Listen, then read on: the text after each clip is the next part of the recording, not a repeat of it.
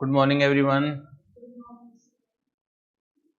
आज हम अपना सबसे इम्पोर्टेंट एक्ट जो कि सीए फाउंडेशन में है, that is contract act, Indian contract act 1872 start कर रहे हैं। सबसे ज़्यादा वेटेज भी इसी एक्ट की है और सबसे ज़्यादा लेंदी भी यही एक्ट है, ऑल्दो सी इंटरमीडिएट में इसका कोई यूज है नहीं। तो पहले तो सबसे पहले हमें ये समझना है कि बेसिकली कॉन्ट्रैक्ट होता क्या है। जैसे नाम है इंडियन कॉन्ट्रैक्ट एक्ट 1872, तो नाम से, टाइटल से आप समझ रहे हैं कि अंग्रेजों के ज़माने का बना हुआ है। और उससे पहले क्योंकि मैं सेल्स ऑफ गुड्स एक्ट और इंडियन पार्टनरशिप एक्ट ऑलरेडी मैं करा चुका हूँ, तो मैंने उस समय भी बताया होगा कि originally sales of goods act और इंडियन पार्टनरशिप एक्ट ये इंडियन कॉन्ट्रैक्ट एक्ट का पार्ट थे। जब 1872 में इंडियन कॉन्ट्रैक्ट एक्ट बना तो सेल्स ऑफ गुड्स एक्ट भी और Indian partnership act originally Indian contract act का पार्ट थे, क्योंकि बहुत बल्कि हो गया था ये एक्ट। इस वजह से 1930 में जाके पहले सेल्स ऑफ गुड्स एक्ट को अलग किया गया और 2 साल बाद ही इंडियन पार्टनरशिप एक्ट को अलग किया गया। ठीक है, तो चलिए स्टार्ट करते हैं कॉन्ट्रैक्ट एक्ट यानी कि इंडियन कॉन्ट्रैक्ट एक्ट को। स्टार्ट करने से पहले मैं कुछ बच्चों एग्जाम्पल तुम्हारे सामने रखना चाहता हूँ। और ये जो इंडियन कॉन्ट्रैक्ट एक्ट है ये इतना इंटरेस्टिंग है, एक हमारी डेली लाइफ से जुड़ा हुआ है। मतलब आप इसे फील करेंगे। ठीक है, सुबह उठने से लेकर रात को सोते वक्त तक आप डेली बेसिस पर कई सारे कॉन्ट्रैक्ट में एंटर हो जाते हैं और हमें फील भी नहीं होता है। ठीक है, अगर आप अपने किसी फ्रेंड को और पार्टी के लिए न्योता देते हैं, आमंत्रित करते हैं और बाद में उस प्रॉमिस को आप पूरा नहीं कर पाते, तो इशू ये उठता है कि क्या ये कॉन्ट्रैक्ट था, क्या ये एग्रीमेंट कॉन्ट्रैक्ट था। आप अमेज़न से, फ्लिपकार्ट से कुछ गुड्स ऑर्डर करते हैं, आपने ऑर्डर कर लिया, डिलीवरी समय पर नहीं आई, तो क्या आप अमेज़न के खिलाफ कोर्ट में जा सकते हैं या नहीं जा सकते? ऑल्दो हो सकता है आपने अभी पैसा ना दिया हो, कैश ऑन डिलीवरी का ऑप्शन आपने चुन रखा हो, तो एक इश्यू ये उठता है। हो सकता है आपने कैश ऑन डिलीवरी का ऑप्शन ना दे रखा हो, आपने ऑलरेडी पेमेंट भुगतान कर रखा हो। उस केस में अगर आपके पास डिलीवरी समय पर नहीं आती है, तो क्या इन ई-कॉमर्स कंपनी के खिलाफ आप कोर्ट में जा सकते हैं या नहीं जा सकते? तो ये इश्यू उठता है। आपने किसी को अपने घर में कोई फंक्शन था, आमंत्रित किया और बाद में वो नहीं आ पाया, आपको बहुत बुरा लगा। तो क्या ये कॉन्ट्रैक्ट था? क्या आप इसके लिए कोर्ट ऑफ लॉ में जा सकते हैं? तो ऐसे भतेरे इश्यूज़ जो आपकी डेली लाइफ़ से जुड़े हुए हैं, क्योंकि इंडियन कॉन्ट्रैक्ट एक्ट को ये माना जाता है कि जो डेली लाइफ़ में आपके इर्द-गिर्द चीज़ें होती रहती हैं, ये उनसे डायरेक्टली रिलेट करता है। आप बस में ट्रैवल करते हैं, उसका टिकट परचेज़ करते हैं, तो क्या वहाँ पर आपके पास कुछ अधिकार, क्या ड्यूटीज़ आपके लिए आती हैं? आप किसी दुकान से कोई सामान खरीदते हैं, सामान खरीदते वक़्त आपको डिलीवरी समय पर नहीं दे पाता या समय पर आप भुगतान नहीं कर पाते हैं, तो क्या ये कॉन्ट्रैक्ट एक्ट का मतलब केस है या नहीं है? क्या इसके लिए आप कोर्ट ऑफ लॉ में जा सकते हैं या नहीं जा सकते? तो ऐसी बतेरी चीज़ें होंगी, ठीक है? तो सबसे पहले हमें लीगली समझना है कि व्हाट इज ए कॉन्ट्रैक्ट। क्या समझना है? कॉन्ट्रैक्ट है क्या? ठीक है, सेक्शन 2 क्लोज एच में इसकी डेफिनेशन है। सेक्शन नहीं भी याद रखने की जरूरत नहीं है आपको, क्योंकि ये इंटरमीडिएट में जाना भी नहीं। मैंने बताया होगा कि आप कंपनी एक्ट 2013 के सेक्शन याद रख लीजिए एक बार को, और इसके अलावा एलएलपी के सेक्शन आप याद रख सकते हैं, क्योंकि ये दोनों एक्ट एज इट इज उठ के हमारे सी इंटरमीडिएट का हिस्सा हैं। लेकिन बाकी एक्ट के सेक्शन याद करना चाहें कर लें, मुझे कोई आपत्ति नहीं है, लेकिन ज़रूरत नहीं है। ठीक है, क्योंकि अगर वहाँ लिखें तो सही लिखें, अदरवाइज ना लिखें वो ज़्यादा बेटर है। तो कॉन्ट्रैक्ट जो है वो 2 शब्दों से मिलकर बना हुआ है। एक है एग्रीमेंट। ये क्या है? एग्रीमेंट। और दूसरा है enforceable by law. Enforceable by law. अब दो कॉन्ट्रैक्ट को समझते समझते दो और वर्ड आपके सामने इकट्ठे हो गए हैं कि सर एग्रीमेंट क्या है in the eyes of law, कानून की नजर में एग्रीमेंट क्या है, दूसरा in the eyes of law enforceability by law क्या है। ठीक है, एग्रीमेंट अगेन दो वर्डों से मिलकर बना हुआ है। एग्रीमेंट अगेन दो वर्डों से मिलकर बना हुआ है और वो है प्रॉमिस प्लस कंसिडरेशन।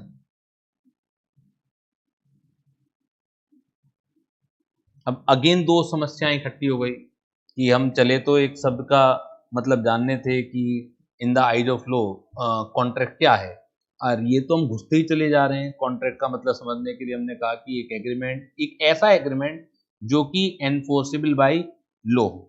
लेकिन इससे भी हमें इसका टेक्निकल सेंस तो समझ में आता नहीं है। ठीक है, हमने रट लिया कि एक ऐसा agreement which is enforceable by law, लेकिन एग्रीमेंट कानून की नज़र में किसे कहते हैं या एनफोर्सेबल बाय लॉ कानून की नज़र में किसे कहा जाता है, तो एक समस्या तो है ही है।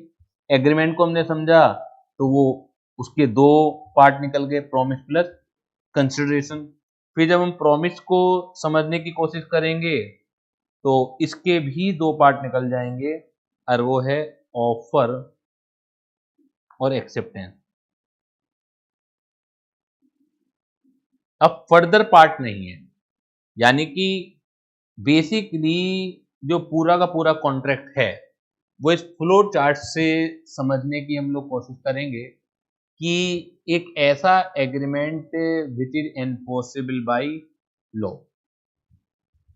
अब एग्रीमेंट फिर प्रॉमिस अगर कंसिडरेशन के साथ मैच कर जाए तो उसे एग्रीमेंट कहते हैं, और प्रॉमिस एक ऑफर जब एक्सेप्ट कर लिया जाए तो उसे कहा जाता है प्रॉमिस। सबसे पहले मैं आपको एनफोर्सेबल बाय लॉ के को क्लियर करता हूं। अभी जैसे मैंने बहुत सारे एग्जाम्पल दिए, आपने किसी को पार्टी में बुलाया, इनवाइट किया, बाद में वो नहीं आ पाया।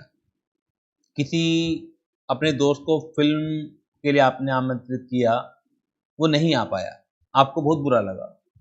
तो क्या आप दूसरे व्यक्ति से वादा पूरा कराने के लिए कोर्ट की मदद ले सकते हैं? जब जब ले सकते हैं, it means that agreement is enforceable by law. Enforceable by law यानी कि उसे जबरदस्ती पूरा कराया जा सकता है। अगर वो पूरा नहीं करता है तो उसे एनफोर्स किया जा सकता है, कोर्ट में घसीटा जा सकता है। तो ऐसे एग्रीमेंट जो कि कोर्ट में लाए जा सकते हैं वो क्या होंगे? एनफोर्सेबल बाय लॉ होंगे।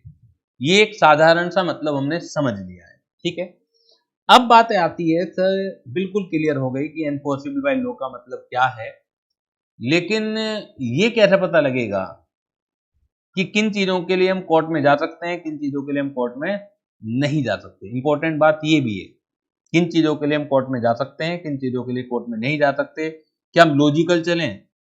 जैसे अभी आपने एग्जाम्पल दिया, ये लॉजिकल आपका जवाब हुआ कि हमने किसी को आमंत्रित किया और वो नहीं आ पाया तो आपको बहुत बुरा लगा। कई बार बहुत बुरा लगता है, दिल पे धक्का लगता है, तो आपको इतना गुस्सा आ जाता है कि आप बोलना चालना बंद कर देते हैं, उससे रिलेशनशिप खत्म कर देते हैं, और इतना गुस्सा आता है कि आप चाहें तो उसके ऊपर कानूनी कार्रवाई कर सकते हैं। लेकिन क्या कानून इस बात की आपको परमिशन भी देता है? इशू तो ये है। और क्या हम इसे अपने जजमेंटल के आधार पर देखें, तो जजमेंटल के आधार पर तो कानून में कुछ होता नहीं, कुछ ना कुछ स्पेसिफिक पॉइंट होंगे जिनके आधार पर आपको आइडेंटिफाई करना पड़ेगा। कुछ हिडन पॉइंट भी होंगे, कई बार बिल्कुल क्लियर कट परिभाषा दे दी जाती है।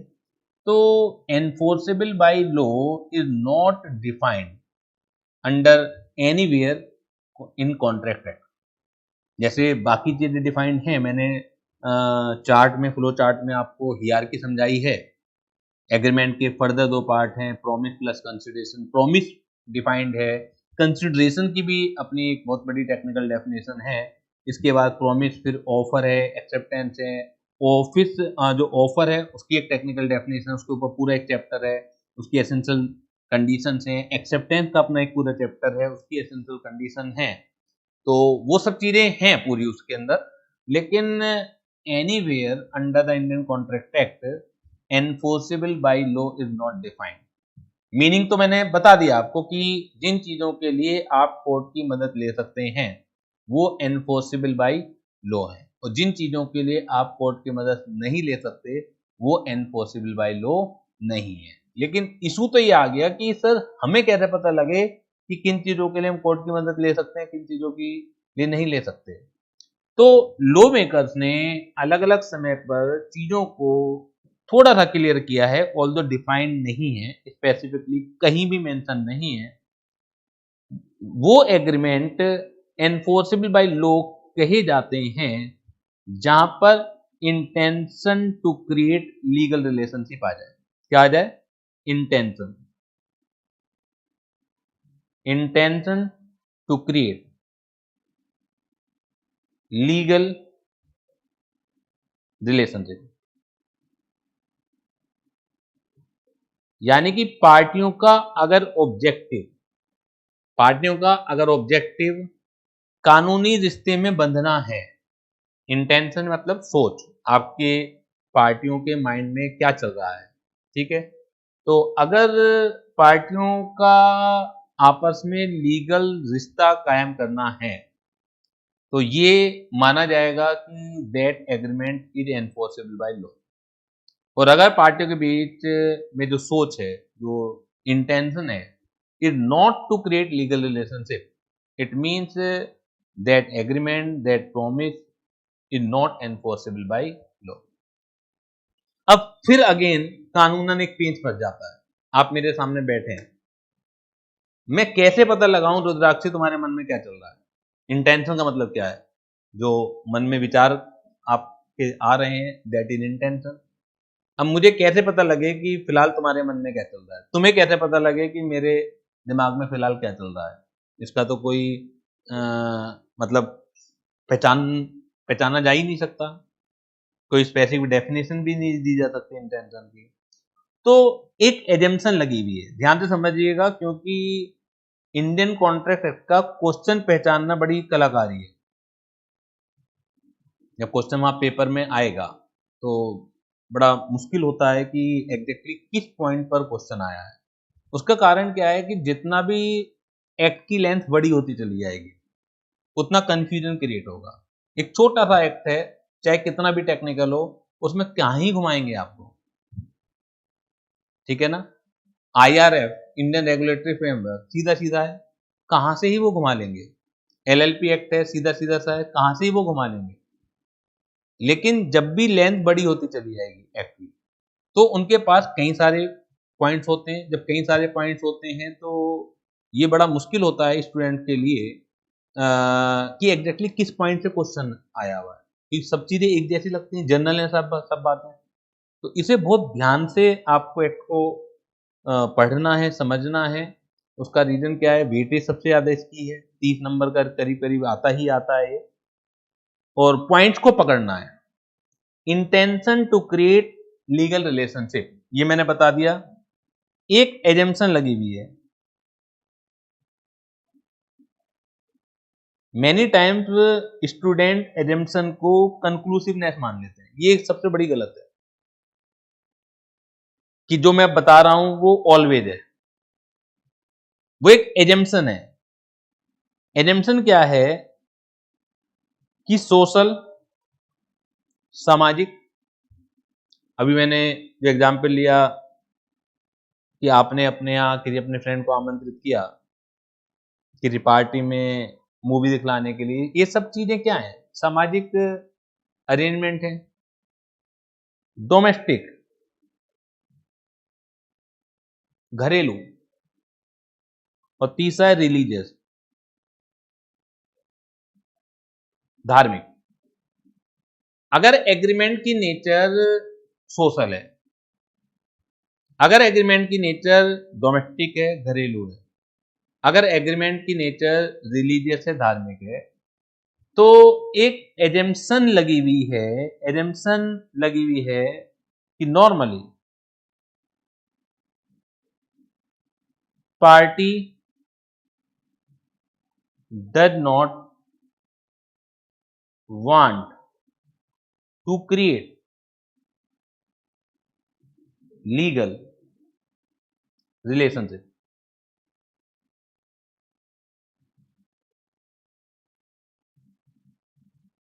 Parties normally does not want to create legal relationship.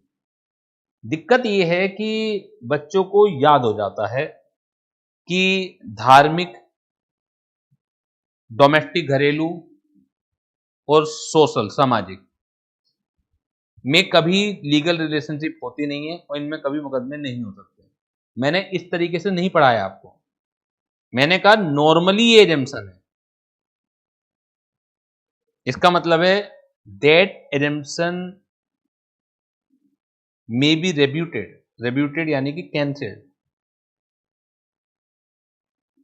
Issue ये है कि अगर एनफोर्सेबल बाय लॉ है, एनफोर्सेबल बाय लॉ पता कैसे लगता है?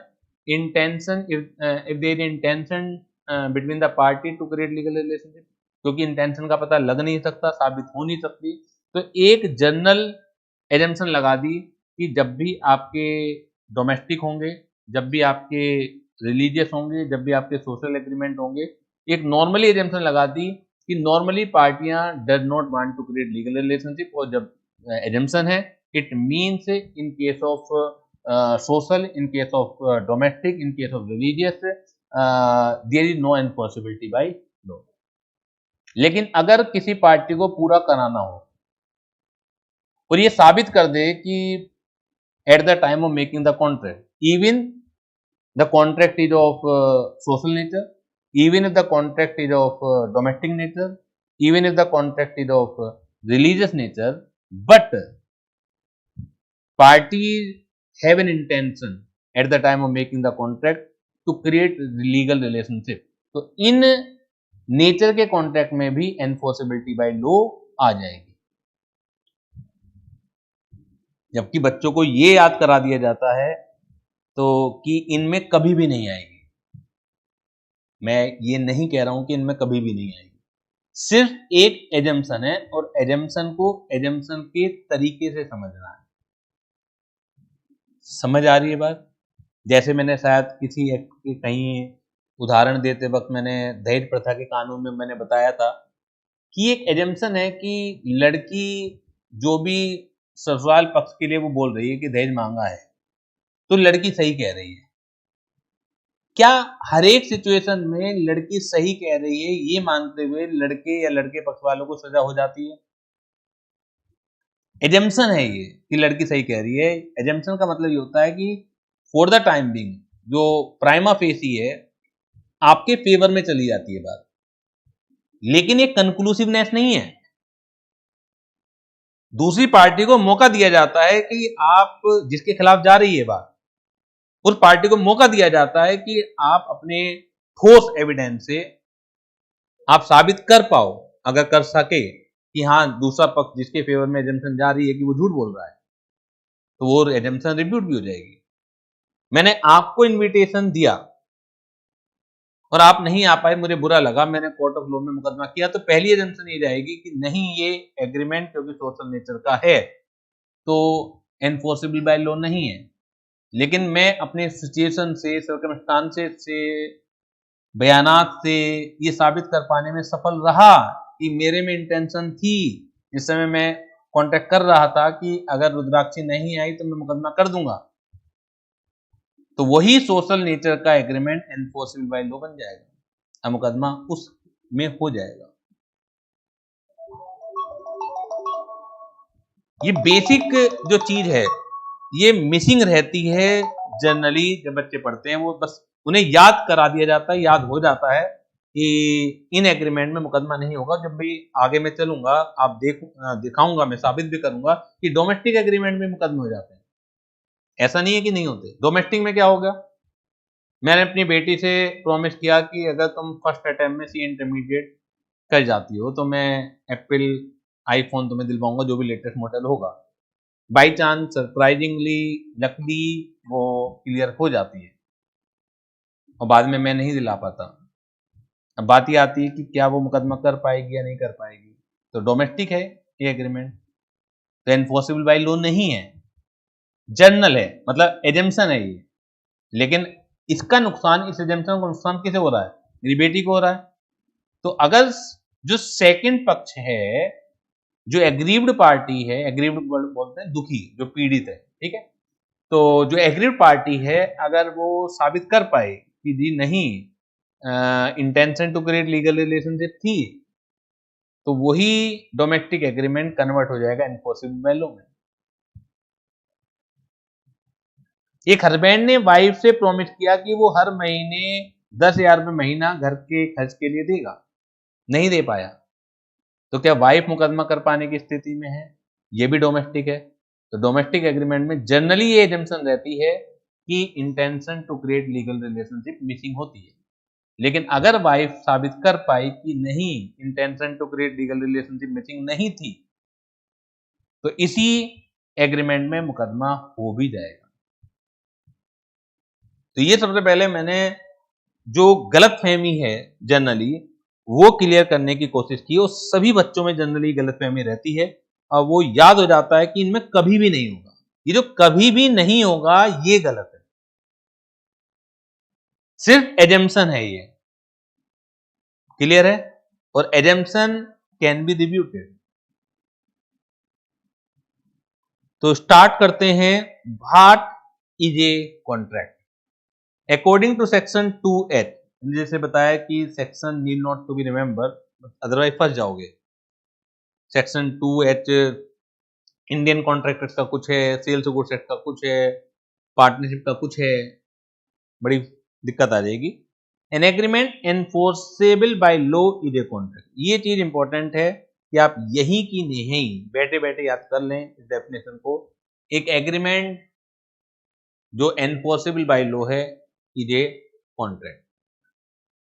एक इससे बहुत मेन लाइन निकलती है, every agreement is not contract but every contract is an agreement।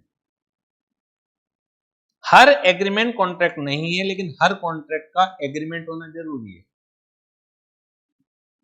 Her agreement contract क्यों नहीं है? Only those agreement which is enforceable by law is a contract. Agreement तो नॉट एनफोर्सेबल भी होते हैं, तो those agreement which is not enforceable by law is not a contract in the eyes of law. Clear? इससे दो बात निकलती हैं, कॉन्ट्रैक्ट की जो ब्रांच है एन एग्रीमेंट और एनफोर्सेबल बाय लॉ है। मैंने अभी आपको समझाया what is enforceable by law. An agreement is said to be enforceable by law if it create some legal obligation. क्या कानूनी दायित्व है आपका? कानूनी दायित्व अगर होगा तो उसे आप पूरा भी करा सकते हो। एक है सामाजिक दायित्व, एक है पेरेंटल ऑब्लिगेशन। हर पेरेंट की ड्यूटी है कि वो अपने बच्चों को अच्छा खान पान, अच्छी सिक्योरिटी, अच्छी एजुकेशन प्रोवाइड कराए। लेकिन अगर किसी के पेरेंट्स अपने बच्चों को अच्छी एजुकेशन प्रोवाइड नहीं करा पा रहे हैं, तो क्या बच्चे पेरेंट के खिलाफ मुकदमा कर पाने की स्थिति में हैं? प्रश्न ये उठता है। ये एक डोमेस्टिक ड्यूटी है, ये एक पेरेंटल ड्यूटी है या कानूनी ड्यूटी है? इनमें अंतर करना जरूरी है। बहुत सारे गरीब माँ बाप नहीं अपने बच्चों को स्कूल भेज पाते हैं, तो क्या वो मुकदमा कर पाने की स्थिति में? वो सारे बच्चों को अच्छा खान पान नहीं मिल पाता है, अच्छी सामाजिक सिक्योरिटी नहीं मिल पाती है, तो क्या भारत जैसे देश में ये कानूनी ड्यूटी है? एक डोमेस्टिक ड्यूटी हो सकती है, सामाजिक ड्यूटी नहीं है। संविधान में राइट टू एजुकेशन सबका राइट है कि उसे अच्छी एजुकेशन मिलनी चाहिए, तो दोनों में अंतर है। लेकिन ये पेरेंट की कानूनी ड्यूटी नहीं है, ये राइट है व्यक्ति का कि उसे अच्छी शिक्षा मिलनी चाहिए। अब वो राइट अगेंस्ट द गवर्नमेंट है कि गवर्नमेंट इस तरह के इंतजाम करे कि उसे अच्छी एजुकेशन मिले। गवर्नमेंट ने इंतजाम कर रखे हैं, सरकारी विद्यालय खोल रखे हैं जिनमें फीस नाम मात्र की है। सरकार ने हर प्राइवेट स्कूल में कोटा फिक्स कर रखा है कुछ परसेंटेज कि अगर कोई गरीब बच्चा प्राइवेट स्कूल में जाना चाहे तो उसे फीस नहीं ली जाएगी या नाम मात्र की दी जाएगी। तो दोनों में अंतर है। तो बहुत बढ़िया क्वेश्चन आया है और इनमें अंतर करना जरूरी है। किसी का राइट होना दूसरे की ड्यूटी से रिलेट नहीं करता है। राइट होना ये भी देखना पड़ेगा किसके अगेंस्ट राइट है। तो अगेंस्ट द गवर्नमेंट राइट है, अगर गवर्नमेंट उसे पूरा नहीं कर पा रही है। अगेंस्ट द पेरेंटल राइट नहीं है।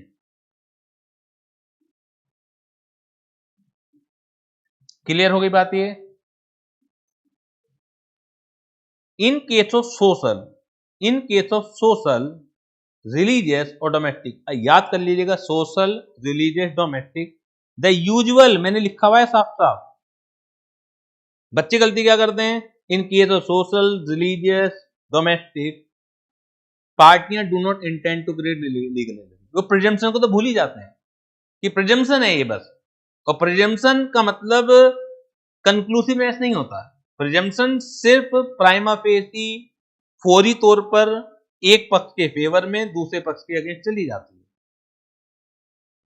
लेकिन दूसरे पक्ष को पूरा मौका दिया जाता है कि आप इस प्रिजम्पशन को रिव्यूट कर पाए।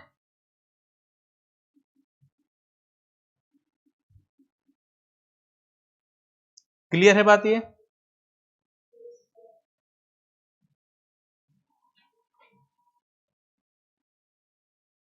कुछ एक देखिए, तीन तरह की तो चीजें हो ही गई आपकी, सोशल, डोमेस्टिक, रिलीजियस।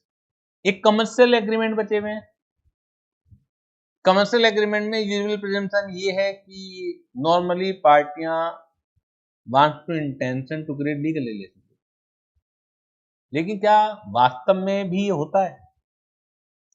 आप जिस समय मेरे पास सीए पढ़ने के लिए आए, सोच के बताइएगा, क्या कभी भी एक सेकंड के लिए भी ये चीज आई मन में,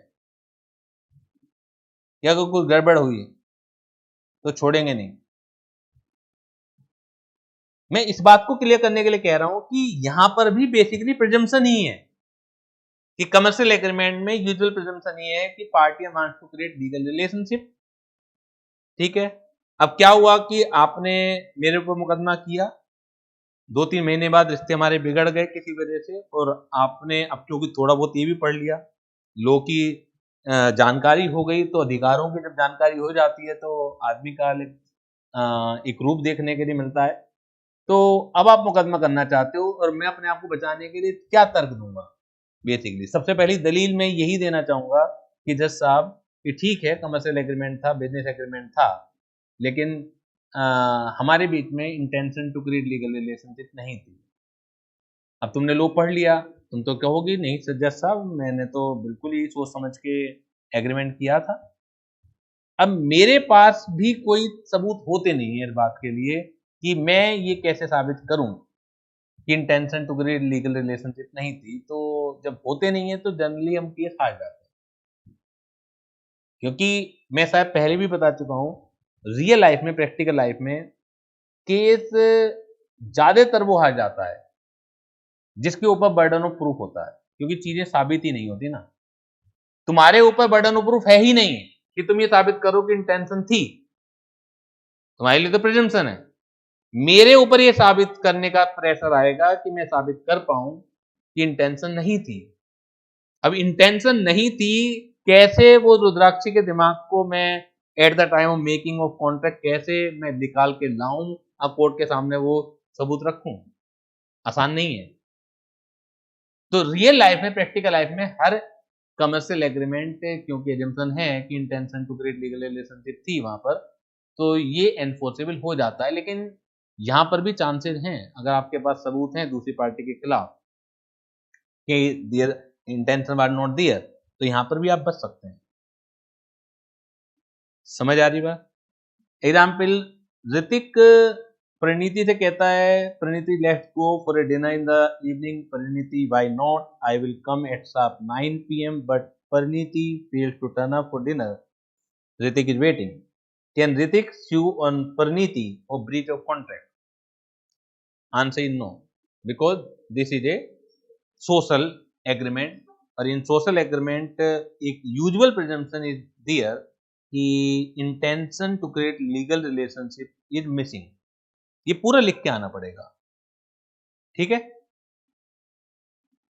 दूसरा है इसका शॉर्ट आंसर तो मैं लिखवा ही देता हूं, no because this is a social agreement. और आगे लिखना पड़ेगा आपको, in social agreement the usual presumption is that कि agreement usually not to create legal relationship. Next case है Salman offer to sell his car for ₹10 lakh to Ranveer. Ranveer accept this offer. This offer after acceptance become promise and his promise is treated as an agreement between Salman and Ranveer.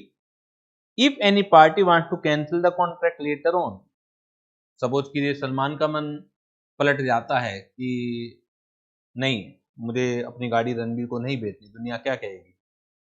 जब रणबीर से आलिया भट्ट कहती है क्या कर रहे हो तुम, पुरानी गाड़ी खरीद रहे हो सलमान की, दुनिया क्या कहेगी।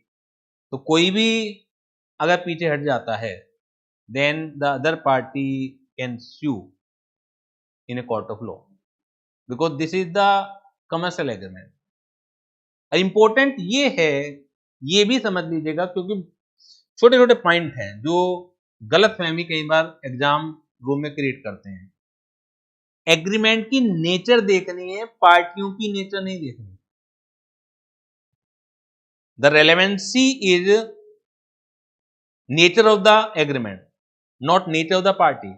ऐसा नहीं है कि एक हस्बैंड वाइफ पे मुकदमा नहीं कर सकती, या वाइफ हस्बैंड पे मुकदमा नहीं कर सकती, या बच्चे पापा पे मुकदमा नहीं कर सकते, या पापा बच्चों पे मुकदमा नहीं कर सकते। पार्टियां डोमेस्टिक हैं इसका मतलब ये नहीं हो जाता कि कॉन्ट्रैक्ट डोमेस्टिक है। अब यहां पे तो पार्टियां डोमेस्टिक नहीं भी थी, दीदी को पढ़नी थी, कोई डोमेस्टिक नहीं थी, तब भी कॉन्ट्रैक्ट की नेचर सामाजिक थी। क्योंकि वहां पर एग्जाम रूम में ना अगर गलत कनेक्शन चला गया एक सेकंड के लिए भी सत्यानाश हो जाना है। कनेक्शन सही एस्टेब्लिश करना बहुत इंपॉर्टेंट है। हस्बैंड वाइफ देखिए आपने एकदम दिमाग में आ गया जी हस्बैंड वाइफ डोमेस्टिक है, अरे डोमेस्टिक होने के बाद कॉन्ट्रैक्ट की नेचर देखो आप। कॉन्ट्रैक्ट की नेचर क्या है, कॉन्ट्रैक्ट की नेचर हो सकता है डोमेस्टिक ना हो। पार्टियां अगर डोमेस्टिक हैं इसका मतलब ये नहीं है कि कॉन्ट्रैक्ट की नेचर डोमेस्टिक है। जो इंपॉर्टेंट है nature of the contract is important, not nature of the party. एक हस्बैंड और वाइफ के अंदर एक कमर्शियल एग्रीमेंट संभव है, एक बिजनेस एग्रीमेंट संभव है।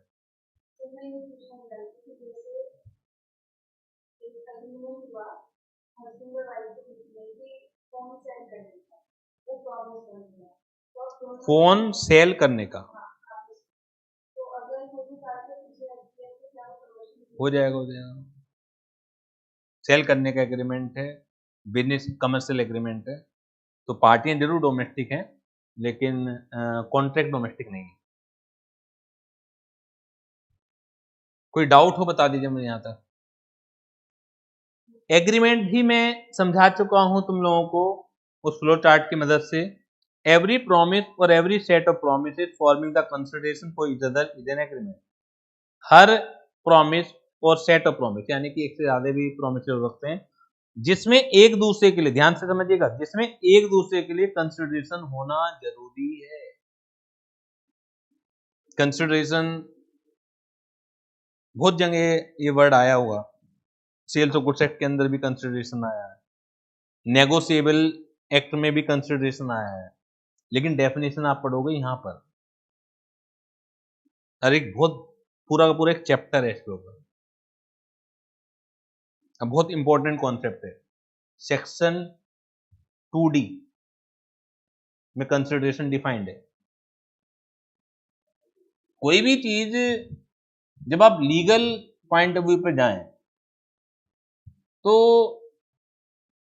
जो साधारण मतलब होते हैं, सर कंसिडरेशन का मतलब कुछ ले दिया, बदले में कुछ दे दिया, वो साधारण मतलब नहीं होते। ये देखना पड़ेगा कि वो in the eyes of law consideration का काम करेगा भी या नहीं करेगा। आपने हो सकता है बहुत बड़ा अमाउंट दिया भी हो, लेकिन हो सकता है in the eyes of law वो कुछ भी कंसिडरेशन ना हो, और हो सकता है 1 रुपया दिया हो वो भी कंसिडरेशन मान लिया जाए। तो हर चीज आपको परखनी पड़ेगी in the eyes of law, कानून की दृष्टिकोण से क्या है। तो कंसिडरेशन डिफाइंड है, पूरा पूरा एक चैप्टर है इसके ऊपर, कंसिडरेशन के ऊपर। ऐसा कुछ नहीं है, जब आप पढ़ोगे तो क्लियर अपने आप हो जाएगा। अभी तो मैं कुछ भी बताऊंगा वो एग्जाम्पल आप रट लोगे, रटना नहीं है ना आपको। वो जो लैंग्वेज है वो उस लैंग्वेज को फोकस करना है और उससे फिर मीनिंग निकालना है। क्योंकि जब भी आप कोई केस स्टडी का आप आंसर लिखोगे तो फेवर में चाहे अनफेवर में, तो लैंग्वेज से ही आपको साबित करनी है चीजें, और कोई तरीका ही नहीं है। 12th तक में क्या होता था कि टीचर थ्योरी में अगर कोई चीज समझानी करनी है तो कहते हैं एग्जाम्पल लेके आओ। यहाँ आप कितने भी एग्जाम्पल दे दो नंबर नहीं मिलने वाले, 0 नंबर है। बच्चों को वही एक चीज दिमाग में रहती है।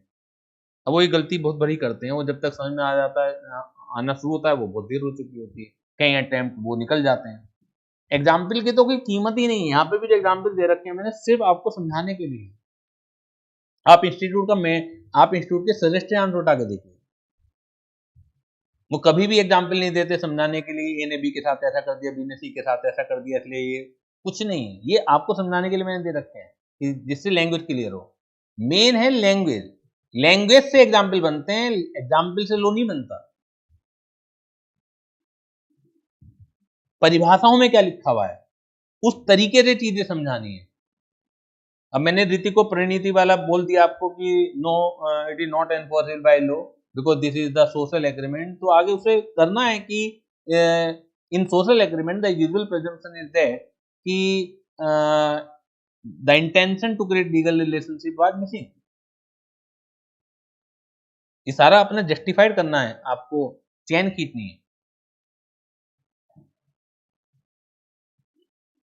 ठीक है, तो कॉन्ट्रैक्ट मैंने समझाया था। कॉन्ट्रैक्ट की डेफिनेशन क्या है? An agreement which is enforceable by law. Enforceable अलग से कोई फर्दर डिफाइंड नहीं है, एग्रीमेंट फर्दर डिफाइंड है जो यहाँ पर है। तो एवरी प्रॉमिस और every set of promise forming the part of consideration for each other is a promise, is an agreement. और अब बात आती है प्रॉमिस की क्या है। तो an offer when accepted becomes a promise. तो what is a promise? A proposal यानी कि offer when accepted becomes a promise. तो प्रपोजल यानी कि ऑफर, जब एक ऑफर जब दूसरी पार्टी के द्वारा एक्सेप्ट कर लिया जाए तो ये क्या बन जाता है? प्रॉमिस बन जाता है। और अगर ये प्रॉमिस ऐसा है कि दोनों तरफ से कंसिडरेशन है फॉर ईच अदर तो ये एग्रीमेंट बन जाता है। और अगर एग्रीमेंट ऐसा है कि जो एनफोर्सेबल बाय लॉ हो तब जाके ये कॉन्ट्रैक्ट बनता है। ठीक है, एग्जाम्पल छोटे छोटे से हैं, ये तो आप अपने आप पढ़ लोगे, इसमें हमें टाइम वेस्ट करने की कोई भी रिक्वायरमेंट लगती नहीं है। ये स्टडी मटेरियल के ही एग्जाम्पल है। Difference between agreement and contract. जब दो टर्मिनोलॉजी को आप अच्छी तरह समझ चुके हैं तो डिफरेंस समझना कोई मुश्किल नहीं है। जहां तक मीनिंग की बात है, एग्रीमेंट में एग्रीमेंट की डेफिनेशन दे दीजिएगा, every promise and every set of promise forming the consideration for each other in agreement. Contract में ऐसा एग्रीमेंट जो कि एनफोर्सेबल बाय लॉ हो। स्कोप एग्रीमेंट सामने देखिए, अभी असाइनमेंट में मत देखिएगा, एग्रीमेंट का स्कोप बड़ा है या कॉन्ट्रैक्ट का स्कोप बड़ा है? इसलिए मैंने कहा था कि अभी नीचे मत देखिए, नीचे देख के याद करोगे तो फिर रिटेंशन नहीं रहेगी। अब इसे समझना जरूरी है कि स्कोप से क्या चीज आती है। तुम्हें लग रहा है कि scope legal point of view से बात कर रहे हैं, स्कोप कैसे बड़ा हो जाएगा कॉन्ट्रैक्ट का? एग्रीमेंट का ही बड़ा होगा। बहुत सारे हम आपस में चीजें करते हैं तो ज्यादा चीजें एग्रीमेंट के अंदर फॉल करेंगी या ज्यादा चीजें कॉन्ट्रैक्ट में फॉल करेंगी, इसलिए अब तुम्हें याद रहेगा, अब तुमने समझ लिया कि स्कोप से मतलब क्या है। एग्रीमेंट, सारे एग्रीमेंट तो फॉल नहीं करते हैं ना कॉन्ट्रैक्ट में, तो ज्यादा एग्रीमेंट होंगे उसमें से कुछ चीजें ही कॉन्ट्रैक्ट होंगी, तो इसलिए कॉन्ट्रैक्ट का स्कोप नैरोअर है और एग्रीमेंट का स्कोप वाइडर है। ठीक है, तो it is a wider term including both legal and social agreement. It is used in a narrow sense with the specification that contract is only legally enforceable agreement।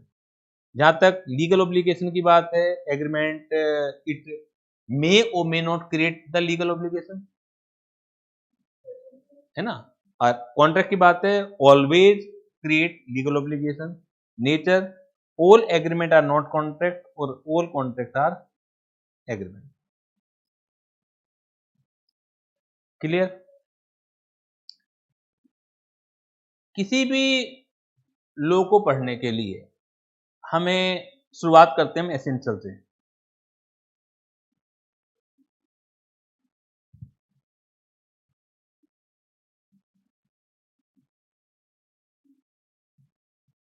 यानी कि contract को valid होने के लिए क्या क्या चीजें एसेंशियल्स हैं। अब कैसे देखोगे कि क्या क्या चीजें होना जरूरी है कॉन्ट्रैक्ट को वैलिड बनाने के लिए। अभी आपने क्या पढ़ा, there must be an offer, there must be an acceptance, there must be a consideration for each other और एनफोर्सेबिलिटी बाय लॉ। ये आपने शुरुआत की जो सेक्शन 2 की डेफिनेशन है उनसे एसेंशियल एलिमेंट निकल के आ रहे हैं। पहले मैं यही लिख लेता हूं, ठीक है। क्या है, ऑफर होना जरूरी है, एक्सेप्टेंस होना जरूरी है, कंसिडरेशन होना जरूरी है,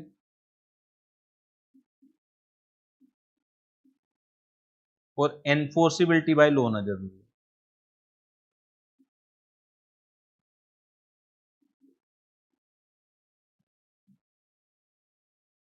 ये चार चीजें बेहद जरूरी हैं जो पहले फ्लो चार्ट से निकल के आई। इससे पहले आपने सेल्स ऑफ गुड्स एक्ट भी पढ़ा, इंडियन पार्टनरशिप एक्ट भी पढ़ा। दोनों का जो चार्जिंग सेक्शन था that is section 4। Charging section से कॉन्ट्रैक्ट ऑफ सेल की एसेंशियल निकल के आती हैं। बायर होना चाहिए, सेलर होना चाहिए, प्राइस होना चाहिए, ठीक है ना, ये सब चीजें निकल, गुड्स होना चाहिए।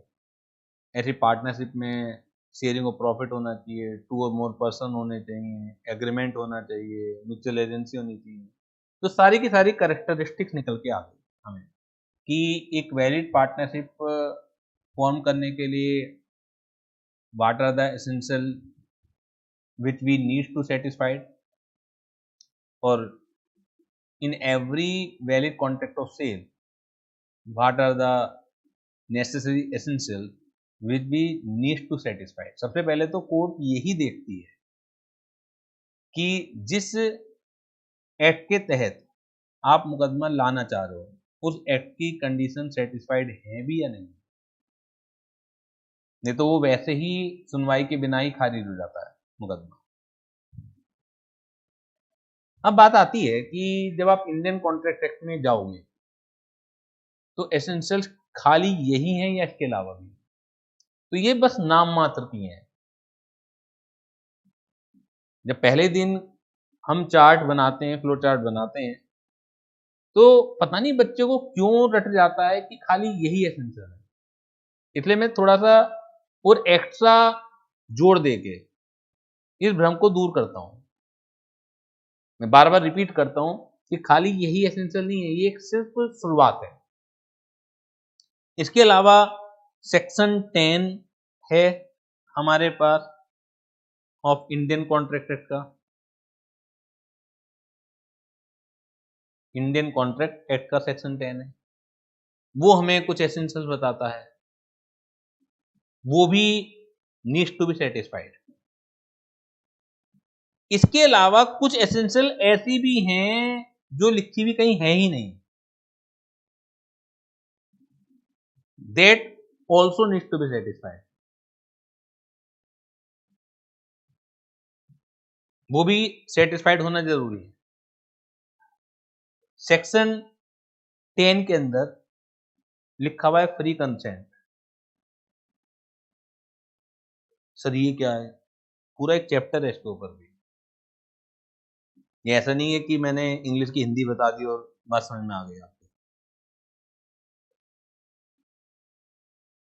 कई क्लास लगेंगी फ्री कंसेंट को समझाने में आपको एग्जैक्टली कि फ्री कंसेंट है क्या। यानी कि ये भी चेक करना पड़ेगा कि कॉन्ट्रैक्ट के अंदर फ्री कंसेंट थी या नहीं थी। ये सेक्शन 10 के अंदर रिक्वायरमेंट है। इसके अंदर सेक्शन 10 के अंदर रिक्वायरमेंट है ऑब्जेक्ट शुड बी लीगल।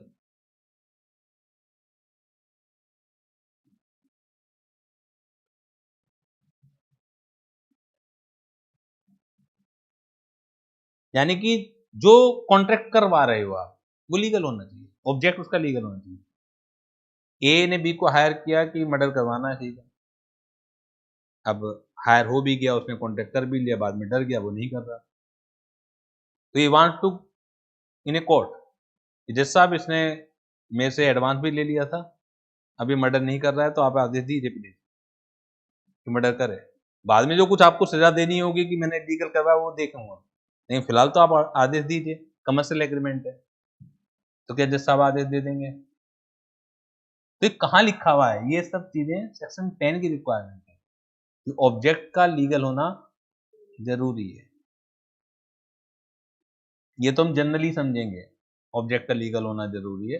इसके ऊपर पूरा चैप्टर नहीं हम बनाएंगे, अदरवाइज इसमें भी बहुत टाइम लग जाता है, क्योंकि ये तो लीगल है या नहीं है। बहुत सारी चीजें पेपर में जो क्वेश्चन आएगा वो ऐसे चीजों से आ जाएगा जो जनरली आप समझते हो,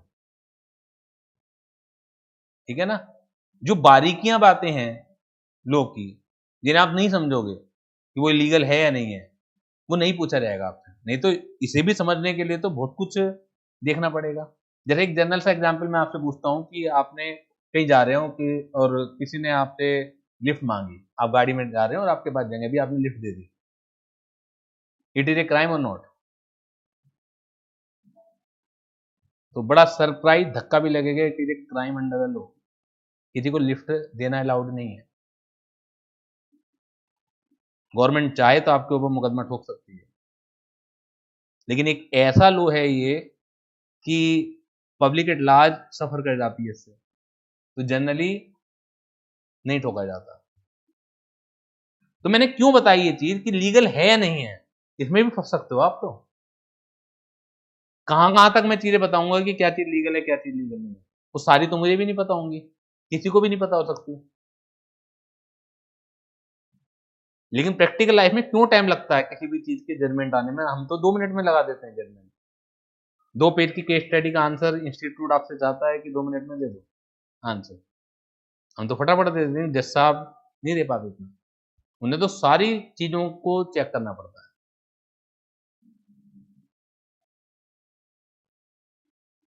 समझ आ रही है बात? और ये मैं क्यों समझा रहा हूं कि प्रैक्टिकली कितना भी आप बड़े से बड़ा वकील ले लीजिए, हर चीज हर एक समय पर सबको नहीं पता। लॉ का स्कोप इतना बड़ा है, इतना वास्ट है, जज साहब को भी नहीं पता। सिर्फ इस बात पर निर्भर करता है कि आप अपने केस के प्रति ईमानदारी से कितना मेहनत कर पाते हो और कहां कहां से एविडेंस लीगली चुरा पाते हो। अभी जैसे पूरे उत्तर प्रदेश में, राजस्थान में, बिहार में, अभी लखनऊ अग्निकांड के बाद जो सीलिंग की कार्रवाई हुई, गवर्नमेंट ने तो फटाफट फटाफट फटाफट लगा दी। लेकिन जब भी अगर ये चीज कोर्ट में जाएगी तो दिस इज इलीगल, गवर्नमेंट भी इलीगल काम कर रही है, जस्टिफाइड नहीं ठहरा पाएगी इस बात को। क्योंकि सीलिंग की जो कार्रवाई होती है, जो ग्राउंड होते हैं और जो तरीका होता है, कुछ भी फॉलो नहीं किया गया। कोर्ट सिर्फ लॉ के ऊपर जाती है, एग्जैक्टली लॉ क्या है। जो एमडीए है, एलडीए है, अब आपने देखा होगा पूरे यूपी में खोल दी जाती है सील, तो लगाई क्यों थी 15 दिन पहले? क्योंकि लोग अलग अलग जगह से एविडेंस लेके आ रहे हैं, उन्हें कह रहे हैं कि फायर ऑडिट होना जरूरी है। मैं केवल बहुत ज्यादा डिटेल में नहीं जाऊंगा, मैं सिर्फ एक रिलेट करने के लिए कि स्कोप कितना बड़ा है किसी भी चीज का, जो हमें समस्या छोटी सी लगती है उसका वास्तव में स्कोप कितना बड़ा है प्रैक्टिकली। ये फायर ऑडिट होना जरूरी है। फिर लोग बाग ढूंढ के लाए कि जो कानून जो बना हुआ है, संविधानिक कानून फायर ऑडिट होने के लिए, उन बिल्डिंग के लिए जरूरी है जो 15 मीटर से ऊपर है या 500 गज से ज्यादा है। तो कितने कोचिंग इंस्टीट्यूट 15 मीटर से ऊपर की बिल्डिंग में चल रहे हैं? यदि बात तो ये लाओ, तुमने तो सब में सीलिंग लगा दी। दूसरा, अगर फायर ऑडिट नहीं है किसी वजह से, तो एमडीए सीलिंग नहीं लगा सकता, या एलडीए जो प्राधिकरण है वो सीलिंग नहीं लगा सकता, उसके पास पावर नहीं है। इस वजह से वो फायर डिपार्टमेंट का काम है। आप दूसरी डिपार्टमेंट का काम कैसे कर रहे हो? ये सब पहलू उठते हैं जब आप कोर्ट में जाते हो। समझ आ रही है बात? बात छोटी छोटी सी है। तो object should be legal, object का लीगल होना जरूरी है। लेकिन पेपर में जो क्वेश्चन आएगा इस तरह के सर्कमस्टांसेस से, इस तरह के उदाहरण से आ जाएगा कि क्लियर कट आपको पता लग जाएगा कि लीगल है इलीगल है। बारीकी बातें नहीं आएंगी। मैंने जो चीजें उदाहरण दिए, ये मैंने ये समझाने के लिए दिए कि कोई भी चीज में जो लिख रहा हूं इतना आसान नहीं है पहचानना। हर चीज के ऊपर कानूनी परिभाषाएं, और परिभाषाएं भी लीगल है या नहीं है, ये कॉन्ट्रैक्ट एक्ट का काम नहीं है एक्चुअली, ये दूसरे एक्ट का काम है।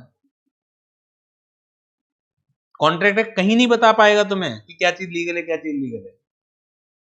ये कॉन्ट्रैक्ट एक्ट का काम है भी नहीं। कॉन्ट्रैक्ट एक्ट इस चीज के लिए बना हुआ भी नहीं है।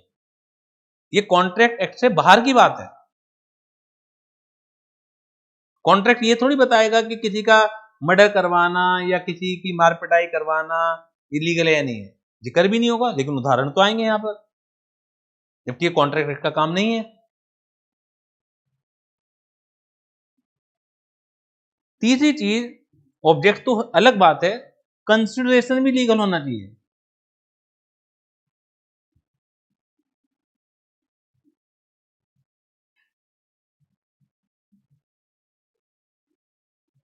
कंसिडरेशन भी क्या होना चाहिए?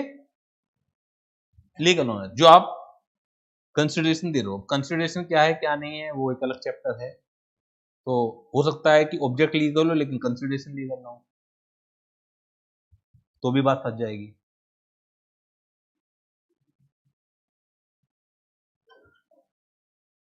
Note oppose to public policy,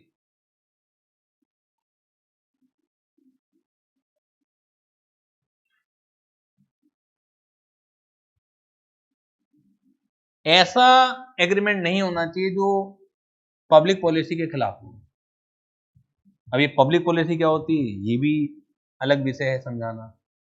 और ये एक ऐसा विषय है कि जो जजमेंटल है, स्पेसिफिक परिभाषाएं नहीं दी जा सकती इसके लिए। ये विषय ही ऐसा है। पब्लिक पॉलिसी की नेचर ही चेंजिंग नेचर की है। तो ये जब हम समझेंगे तब देखेंगे, अभी सारी की सारी बातें क्या ही समझे होंगे। इसके अलावा not declared to be void, specifically कुछ लॉ मेकर्स ने लिस्ट बना दी है, वो साफ साफ डिक्लेयर कर दिया ये वाइड है। उनसे पूछो क्यों वाइड है, कौन सी एसेंशियल पूरी नहीं, मत पूछो आप हमसे, सारी एसेंशियल पूरी है, लेकिन हम नहीं चाहते कि आप इंडिया में ये कॉन्टेक्ट कर पाओ। बात खत्म। हमसे जवाब सवाल मत कीजिए। हम उनसे पूछना चाहते हैं कि सर ऑफर वैलिड नहीं था क्या इनमें, क्या इसमें एक्सेप्टेंस वैलिड नहीं थी, क्या ये एनफोर्सेबल बाय लॉ नहीं थे, क्या कंसिडरेशन नहीं था, क्या क्या नहीं था जो आपने लिखा है कॉन्ट्रैक्ट। कुछ मत पूछो, बस लिस्ट देखो ये वाइड है। उनमें ये दिमाग लगाना ही नहीं है तुम्हें जो लिस्ट है कि इनमें क्या कमी है। कोई कमी नहीं है, बस वाइड है। आप नहीं कर पाओगे इन्हें, इनकी सुनवाई नहीं हो पाएगी अगर आपने ऐसे कॉन्ट्रैक्ट किए। पूरी की पूरी एक लिस्ट है। एक है party competent to contract,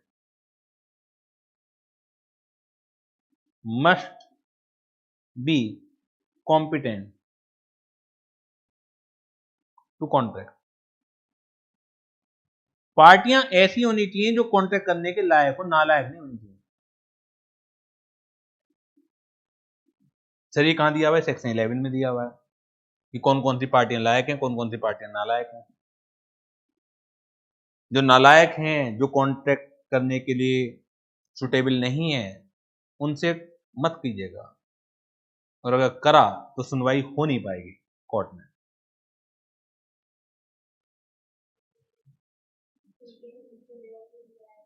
section 11 पढ़ाऊंगा ना मैं।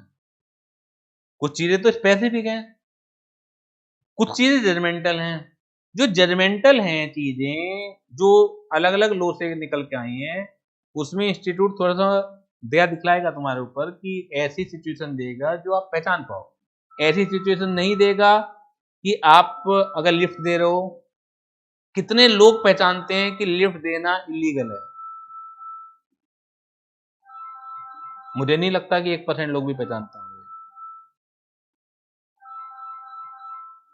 हमें भी नहीं पता था, हम तो बहुत साले समय से पढ़ा रहे हैं, लेकिन क्योंकि हम इसी चीज के आदमी हैं तो अलग अलग केसेस पर, जब महाराष्ट्र में केसेस हो गया, महाराष्ट्र गवर्नमेंट ने केस लगा दिया, तब पता लगा कि पूरे देश में लिफ्ट देना इलीगल है। लिफ्ट नहीं दे पाओगे आप। गवर्नमेंट के कानून भी विरोधाभासी हैं कई जगह। तो एक जगह वो कहती है कि लिफ्ट नहीं देना है, एक जगह कहती है कि अगर सपोज कीजिए कोई मर रहा है, किसी एक्सीडेंट हो गया, उसे अस्पताल में पहुंचाइए।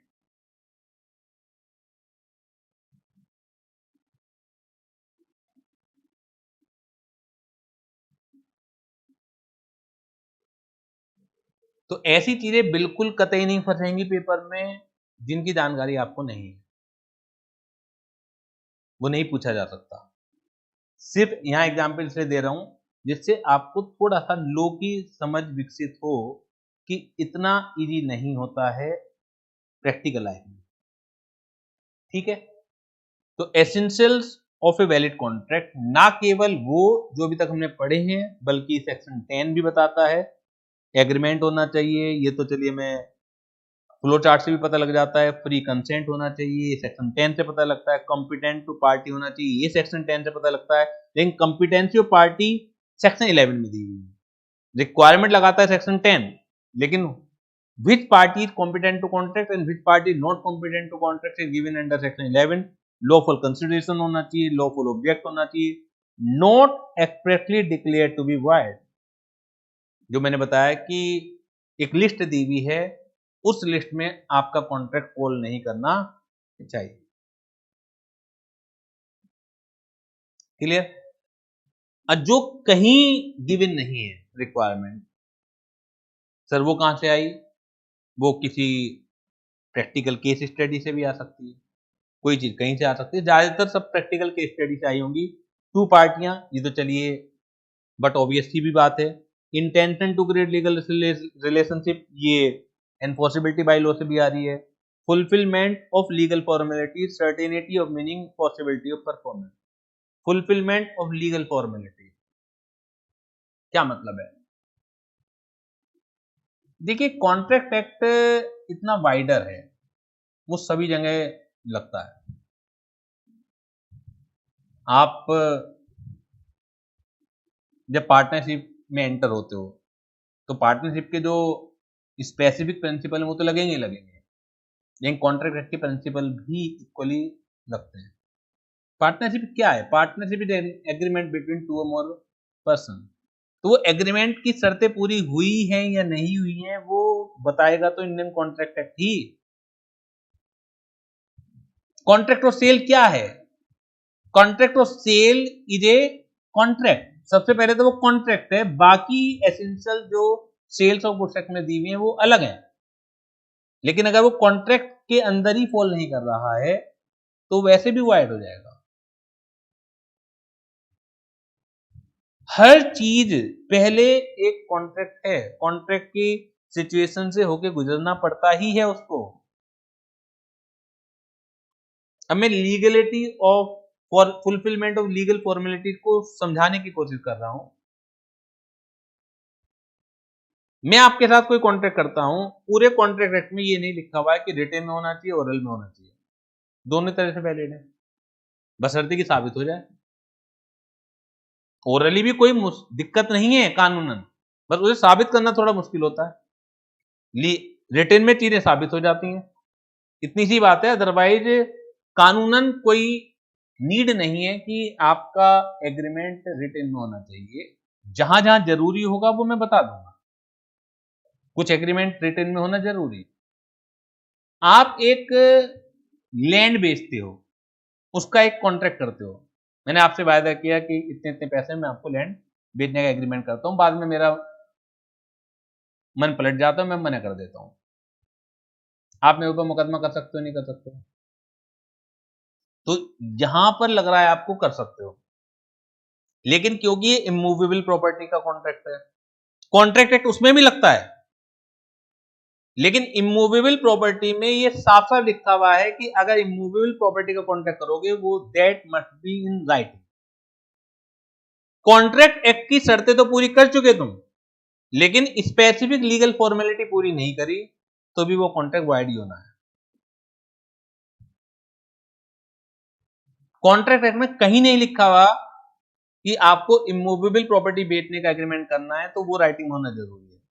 लेकिन जो स्पेसिफिक कॉन्ट्रैक्ट है, उसका स्पेसिफिक एक्ट है, जिसे हम टीओपी एक्ट कहते हैं, ट्रांसफर ऑफ प्रॉपर्टी एक्ट कहते हैं, तो वहां पर स्पेसिफाइड किया गया है कि राइटिंग में होना जरूरी है। तो मेनी टाइम्स ऐसी दिक्कत आ जाती है कि कॉन्ट्रैक्ट एक्ट की फॉर्मेलिटी तो पूरी कर रखी है आपने, लेकिन दूसरे एक्ट की फॉर्मेलिटी पूरी नहीं कर रखी। उसे कहते हैं फुलफिलमेंट ऑफ लीगल फॉर्मेलिटी, यानी कि ये भी तो जरूरी है ना कॉन्ट्रैक्ट को वैलिड होने के लिए। समझ में आती है बात ये लाइन? ये सेक्शन 10 में कहीं लिखा हुआ नहीं। सर्टेनिटी ऑफ मीनिंग मैं समझा दूंगा आपको आगे, जिक्र आएगा इसका।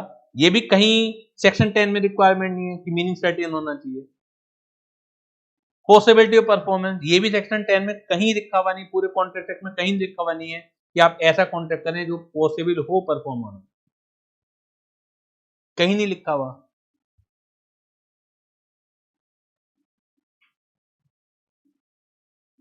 जादू से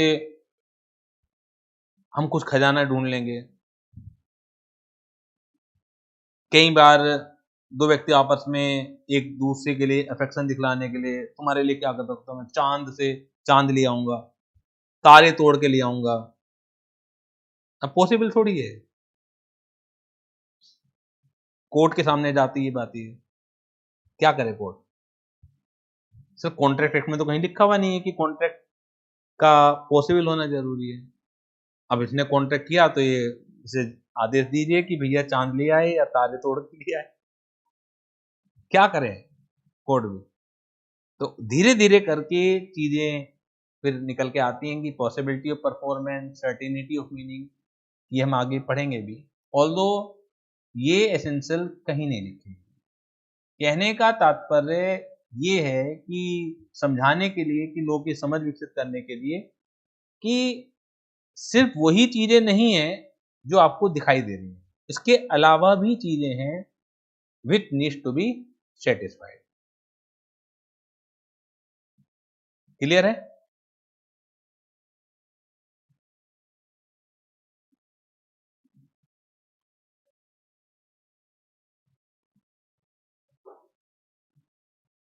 now this is unit 2, types of contract.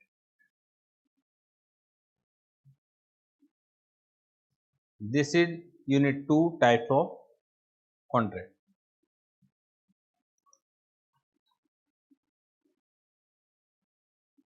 अलग अलग बेसिस पर अलग अलग कॉन्ट्रैक्ट के टाइप हैं, कुछ अभी समझ में आ जाएंगे, कुछ अभी समझ में नहीं आएंगे। वो जैसे जैसे हमारी जर्नी आगे बढ़ेगी तो अपने आप ही क्लियर होते चले जाएंगे। जहां तक सवाल फॉर्मेशन का है, जिस समय आप कॉन्ट्रैक्ट में एंटर होते हैं, जैसे फॉर्मेशन ऑफ कंपनी होता है, इनकॉर्पोरेशन, यानी जिस समय आप कंपनी बनाते हैं, तो ऐसी फॉर्मेशन ऑफ कॉन्ट्रैक्ट का मतलब जिस समय आप कॉन्ट्रैक्ट को जन्म देते हैं। तो जहां तक फॉर्मेशन का सवाल है, तो मेनली दो पार्टों में डिवाइडेड है, मेनली एक्सप्रेस और इम्प्लाइड, एक्सप्रेस और इम्प्लाइड। एक्सप्रेस पूरे कॉन्ट्रैक्ट एक्ट में या कहीं पर भी जब ये वर्ड यूज होता है तो इट मीन्स इन राइटिंग और वर्बल, दोनों ही है। एक्सप्रेस सिर्फ राइटिंग को नहीं कहते हैं, एक्सप्रेस हम जो ओरली कॉन्ट्रैक्ट कर लेते हैं उसे भी एक्सप्रेस ही कहा जाता है, बस पता लग रहा हो। इम्प्लाइड का मतलब क्या है, ना ही आप शब्द यूज कर ही नहीं रहे, ना बोल के ना लिख के, सर्कमस्टांसेस ऑफ केस से पता लगाया जाता है कि क्या दो व्यक्ति आपस में कॉन्ट्रैक्ट में एंटर होने के लिए रेडी हैं। जब भी आप कोई केस देखते हैं और जब जज साहब का निर्णय आता है तो पहली लाइन ये जरूर बोली जाती है किसी भी केस में, हालातों और बयानातों को मद्देनजर रखते हुए ये अदालत इस निष्कर्ष पर पहुंची, हालातों और बयानातों।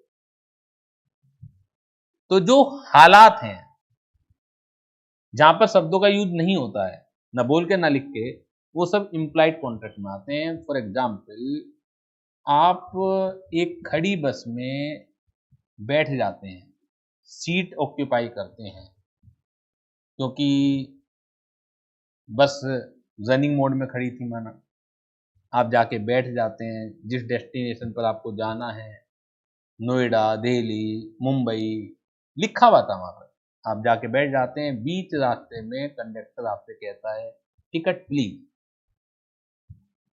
अब आप लो झाड़ने लगते हैं, जी ना तो तुमने मेरे से कुछ कहा, ना मैंने समझा, ना ऑफर है, ना एक्सेप्टेंस है, मैं क्यों ही किराया दूं। तो this is a perfect example of implied contract. जब आप बस में चढ़ रहे थे और आपने सीट ले ली, तो इसमें कहने सुनने की कोई गुंजाइश नहीं है। इसका मतलब है आप जो बस का फेयर है देने के लिए रेडी हैं। समझ आ रही है बात? तो this is the perfect example of implied contract. You withdraw cash from ATM, this is also a perfect example of implied contract. आप एटीएम से पैसा विड्रॉ करते हैं तो बैंक के साथ एक कॉन्ट्रैक्ट है।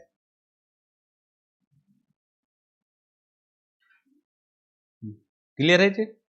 तो ऐसी चीजें सब किस में आएंगी? इम्प्लाइड में आएंगी। तो देखिएगा, on the basis of creation यानी कि formation, on the basis of creation the contract may be classified as under express contract is one which is made by word spoken और written.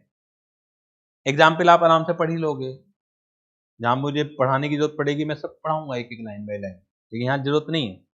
An implied contract is one which is made otherwise than by word spoken or written. It is inferred. Inferred का मतलब क्या होता है? पता लगाना। From the conduct of the person or circumstance of the particular case. ये चीज बहुत इंपॉर्टेंट है कि implied contract is one which is inferred from the conduct of the person or circumstances of the case. आदमी के व्यवहार से या हालात को देख के अंदाजा लगाया जाता है कि क्या दो लोग आपस में कॉन्ट्रैक्ट में एंटर करने के लिए रेडी हैं, तैयार हैं। This is inferred. समझ आ रही है बात? कोई डाउट है? अच्छा मुझे ये बताइए, जैसे एक हो गया एक्सप्रेस, एक्सप्रेस में क्या है? वर्ड स्पोकन और रिटन, ठीक है। मैं स्पोकन को वर्बल भी लिख सकता हूं क्या?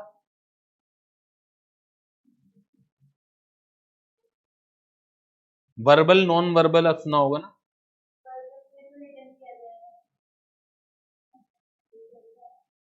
बिल्कुल, बहुत सारे बच्चे कंफ्यूजन में रहते हैं।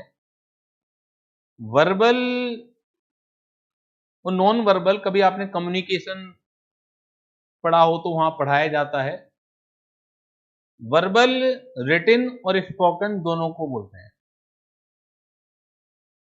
वर्बल कम्युनिकेशन इस तरह से बोला जाता है कि सपोज कीजिए कि कम्युनिकेशन का मतलब क्या होता है कि आप अपनी बात दूसरे तक पहुंचाना चाहते हो, तो मोड ऑफ कम्युनिकेशन क्या है, वर्बल और नॉन वर्बल। तो वर्बल यानी कि बोलकर या लिखकर, ओरल से बोलना होता है, लेकिन वर्बल में दोनों चीज आती हैं। अब जैसे किसी डॉक्टरी किसी गाड़ी के पीछे प्लस का साइन बना हुआ है, तो ये क्या संदेश दे रहा है आपको कि डॉक्टर की गाड़ी है, यानी बिना बोले बिना लिखे अपनी बात को पहुंचाना। तो जब आप साइन का यूज करते हैं तो उसे नॉन वर्बल बोलते हैं, और जब आप शब्दों का यूज करते हैं, शब्द चाहे लिख के चाहे बोल के, उसे वर्बल यूज बोलते हैं। समझ आ रही है बात। ये छोटी छोटी सी बातें हैं, इनको ध्यान रखना है।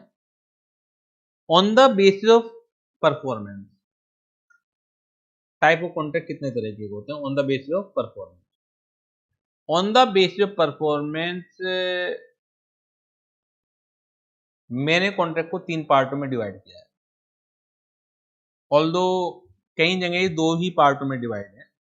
एक्चुअली ये जो डिवीजन है, this division is not legal. This division is not legal. Sir क्या इलीगल है? अरे भाई ये मतलब नहीं है कि इलीगल है, मतलब यहां पर मतलब ये है कि ये लॉ में डिवीजन नहीं दिया हुआ। तो हर एक व्यक्ति अपने अपने हिसाब से डिवीजन करता है स्टूडेंट को समझाने के लिए। तो मैं दोनों ही बातें रखूंगा। ये पेपर की लैंग्वेज से समझना पड़ेगा कि वो चाह क्या रहे हैं। 3 तरीके के डिवीजन है, एग्जीक्यूटेड, एग्जीक्यूटरी और partly executed and partly executory. लेकिन कुछ लोग इन दोनों चीजों को एक में शामिल कर लेते हैं। एग्जीक्यूटेड तो जो यहां लिखा हुआ है वही है, हर कोई वही कहता है। लेकिन एग्जीक्यूटरी लास्ट के 2 को एक भी बना दिया जाता है। ये किस आधार पर है? On the basis of performance. On the basis of performance, इसे एक उदाहरण के समझने की कोशिश करते हैं। On the basis of performance executed, देखिए आपका मेरे साथ कॉन्ट्रैक्ट हुआ, आप मुझे फीस देंगे, मैं आपको कोर्स पूरा कराऊंगा, ठीक है। क्या कोर्स पूरा हो गया? कॉन्ट्रैक्ट होना अलग चीज है, उसका परफॉर्मेंस होना अलग चीज है। Executed means when all parties have completed their performance। मैं अपना कोर्स पूरा करा दूं, बदले मुझे पूरी फीस मिल जाए, बात खत्म। एग्जीक्यूटेड, ईडी लगा हुआ है, पास्ट यानी कि खत्म। एग्जीक्यूटरी मीन्स कि when all party have still to perform their promises. ना मैंने कोर्स पूरा कराया, ना सामने से फीस आई, एग्जीक्यूटरी है। पार्टली किसे कहेंगे? अब नाम समझ सकते हो। When one party have completed and another party is still to perform, this is partly executed, partly executory.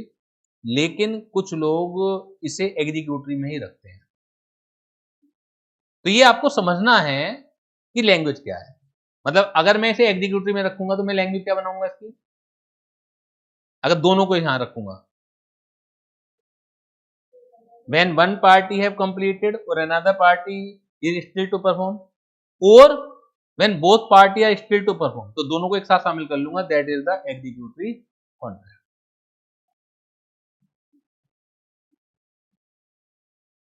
Clear है बात? ये परफॉर्मेंस के आधार पर ये 3 नाम होते हैं, executed, executory, partly executory.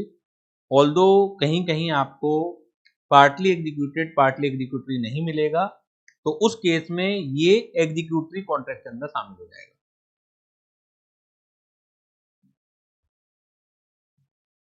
On the basis of performance. Next category है टाइप्स ऑफ कॉन्ट्रैक्ट की on the basis of enforceability, जो मेन कैटेगरी है on the basis of enforceability. Enforceable होने के लिहाज से टाइप ऑफ कॉन्ट्रैक्ट कितने हैं, इसमें कुछ चीजें समझ में आएंगी, कुछ चीजें भी समझ में नहीं आएंगी, क्योंकि ये पूरा लो के दौरान ही समझना है। जहां तक वैलिड कॉन्ट्रैक्ट की बात है, नाम से ही पता लग रहा है आपको, वैलिड मतलब when all essentials are satisfied in making in formation of the contract, that is a valid contract. Proper offer होना चाहिए, प्रॉपर एक्सेप्टेंस होनी चाहिए, फ्री कंसेंट होना चाहिए, लीगल ऑब्जेक्ट होना चाहिए, जो भी एसेंशियल्स हैं, when all essentials relating to formation of the contract are satisfied, that is a valid contract. बात खत्म। तो वैलिड तो समझ में आ गया। पहचानना अलग बात है, क्योंकि अगर मैं केस स्टडी रखूं तो अभी आप नहीं पहचान पाएंगे, अभी पूरा एक्ट पढ़ना है, लेकिन ये समझ में आ जाती है बात कि ठीक है सर, समझ में आ गई बात कि जब कॉन्ट्रैक्ट की सारी एसेंशियल सेटिस्फाइड हों तो उसे हम कानूनन क्या कहेंगे, valid contract. A contract which satisfy all the condition prescribed by law is a valid contract. X offer to marry Y, Y accept X offer, this is a valid contract. ठीक है। अब सबसे इंटरेस्टिंग बात यह है, law maker से भी गड़बड़ हो चुकी है, लेकिन फिलहाल हमें इन्हीं की डेफिनेशन माननी है। ऑल्दो डेफिनेशन देते वक्त वो रिलेट करते हैं चीजों को कि शब्दों से भी आराम से चीजें समझ में आ जाए, लेकिन ये शब्दों से समझ में आने वाली चीज नहीं है। अब मैं इस चीज के ऊपर, क्योंकि मैं आइडेंटिफाई कर रहा हूं इस चीज को, तो मैं पढ़ाते वक्त इस चीज पर जोर डालता हूं, जिससे पेपर में आप गलती ना करो, नहीं तो यहाँ बहुत ज्यादा चांसेस हैं, अगर परिभाषा लिखने के लिए आ जाती है या कहीं अपनी बात को जस्टिफाइड कर रहे हो आप और परिभाषा का यूज कर रहे हो, तो 100% गलती करोगे। वाइड कॉन्ट्रैक्ट और वाइड एग्रीमेंट, ये दो ऐसी परिभाषाएं हैं कि जो लैंग्वेज से शब्द जस्टिफाइड नहीं हो पा रहे। शब्द क्या है, वाइड एग्रीमेंट या एक है वाइड कॉन्ट्रैक्ट। वाइड एग्रीमेंट और एक है वाइड कॉन्ट्रैक्ट। पहले वाइड एग्रीमेंट को पढ़ें जरा। An agreement which is not enforceable by law, बिल्कुल गलत परिभाषा दी है। An agreement not enforceable by law. Contract की दो ब्रांचेस हैं, agreement plus enforceable by law. अगर एक चीज एनफोर्सेबल बाय लॉ नहीं है तो क्या वो वाइड एग्रीमेंट है? एग्रीमेंट तो वैलिड ही होगा वो। एग्रीमेंट अगर वाइड है तो उसमें तो प्रोमिस या कंसिडरेशन का इन्वॉल्वमेंट है कि प्रॉपर प्रोमिस नहीं है, प्रॉपर कंसिडरेशन नहीं है, प्रॉपर ऑफर नहीं है, प्रॉपर एक्सेप्टेंस नहीं है,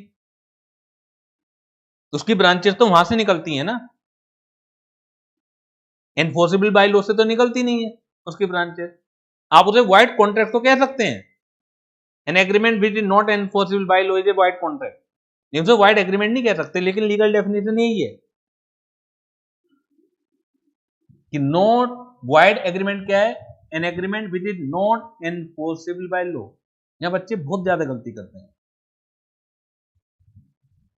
अब वो इसलिए गलती करते हैं कि लॉ को लॉ की तरह समझना बहुत इंपॉर्टेंट है।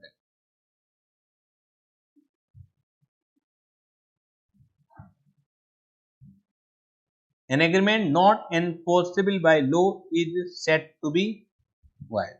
एक ऐसा एग्रीमेंट जो एनफोर्सेबल बाय लॉ नहीं है, वो वाइड कॉन्ट्रैक्ट तो हो सकता है लेकिन वाइड एग्रीमेंट नहीं हो सकता। लेकिन इन्होंने वाइड एग्रीमेंट की परिभाषा वही दी है।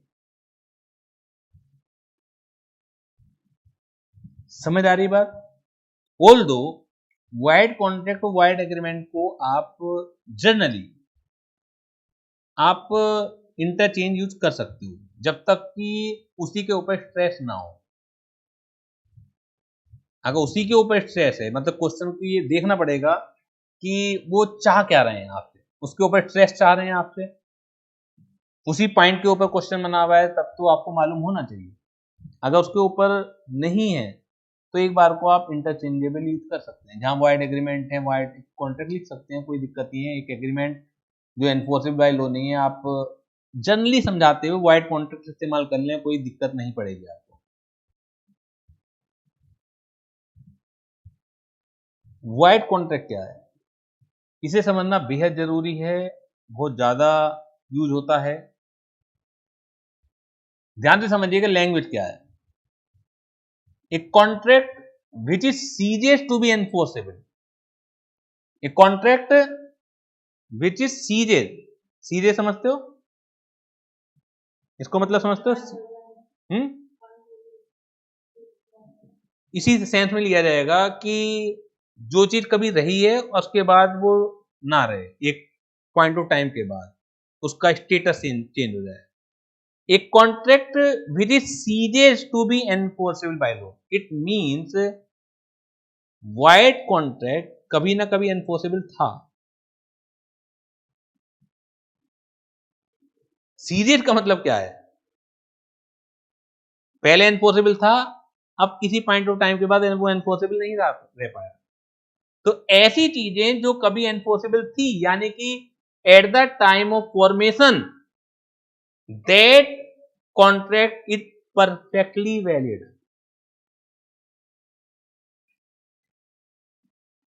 और हम लोग समझते क्या है कि at the time of formation contract, wide contract को समझते हैं जो कि उस समय ही एनफोर्सेबल ना हो, उसे वाइड समझ लेते हैं। लेकिन कानूनन दृष्टिकोण से वो वाइड नहीं है, वो तो फिर वाइड एग्रीमेंट है। जो स्टार्टिंग से ही एनफोर्सेबल नहीं है वो वाइड एग्रीमेंट है। लेकिन वाइड कॉन्ट्रैक्ट में क्या आएगा कि at the time of formation that was perfectly valid,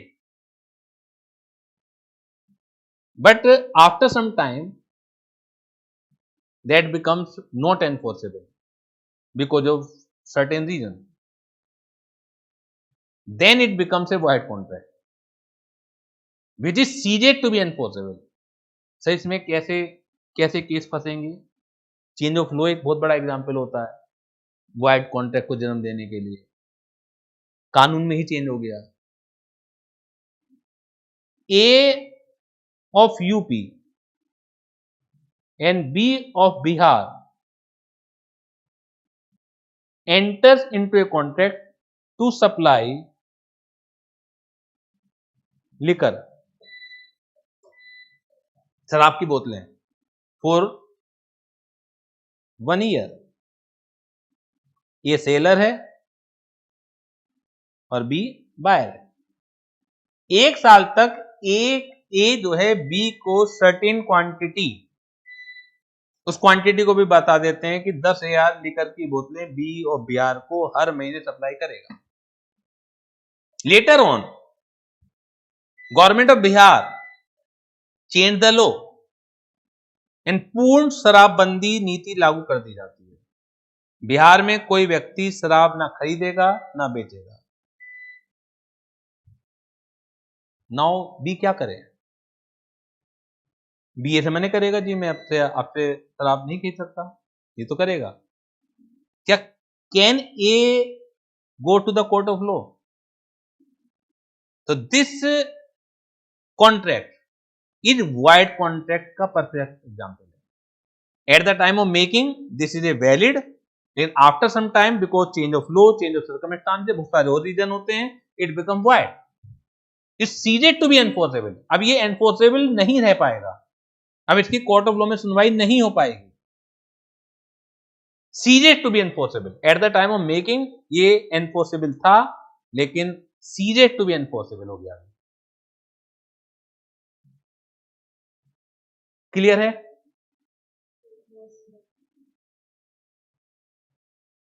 अब आप लिखते वक्त गलती मत कीजिएगा कि कहां पर क्या यूज करना है।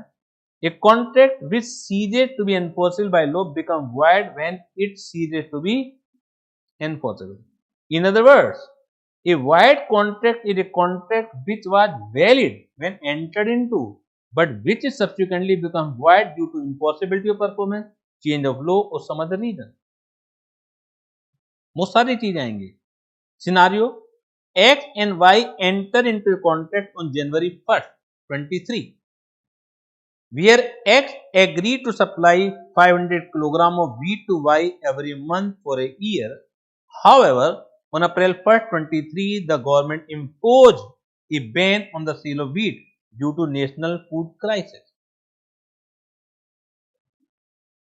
बैन लगा दिया. अभी अमेरिका ईरान का युद्ध चल रहा है, वो सारी चीजों पे बैन लगा हुआ है. Initially, the contract was valid and enforceable. Due to the government new law, the contract cannot no longer legally perform. As a result, the contract ceased to be enforceable and become void from April 1st, 23.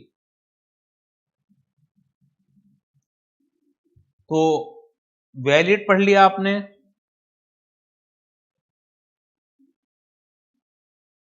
जिसमें सारी essential पूरी हो. Wide contract पढ़ लिया, जो starting में enforceable था, which is ceased to be enforceable. बाकी हम जो जनरली यूज कर लेते हैं, जो स्टार्टिंग से ये नॉट एनफोर्सेबल है, उसे भी हम वाइड लिख देते हैं. लेकिन वो टेक्निकली क्या है? वाइड एग्रीमेंट है. ऑल्दो लॉ मेकर्स की मतलब परिभाषा गलत है, लेकिन मजबूर है हम. ठीक है. अब है वाइडेबल. ये भी समझ में नहीं आएगा, ये बाद में समझ में आएगा, तो इसे अभी स्किप कर रहे हैं वाइडेबल को. इसके बाद इलीगल और अनएनफोर्सेबल, ये समझ में आ जाएंगे और आगे भी इनका यूज पड़ेगा ही पड़ेगा. केवल वाइडेबल अभी समझ में नहीं आएगा. इलीगल, देखिए जो इलीगल ये जो शब्द है, ये कॉन्ट्रैक्ट एक्ट का है भी नहीं. कॉन्ट्रैक्ट में सिर्फ वाइड कॉन्ट्रैक्ट होता है, वाइड एग्रीमेंट होता है. इलीगल कॉन्ट्रैक्ट नाम की कोई चीज नहीं होती. यहां पे कोई लीगल या इलीगल बता भी नहीं आपको. यहां पे कोई ऐसी चीज सब्जेक्ट मैटर नहीं है पूरे कॉन्ट्रैक्ट के अंदर कि क्या लीगल है क्या इलीगल है. तो ये तो किसी दूसरे लॉ से ही आई होगी बात. जैसे बीएनएस लागू हो चुका है, भारतीय न्याय संहिता, जो पहले इंडियन पेनल कोड आईपीसी के नाम से जानते थे. तो मेन एक्ट तो वही है क्राइम को डिफाइन करने का. Definition of crime, nature of crime, दोनों अलग अलग बातें हैं. और इंपैक्ट वो अच्छी तरह डिफाइन करता है. तो वहां चीजें बताई गई हैं कि व्हाट इज लीगल और व्हाट इज इलीगल.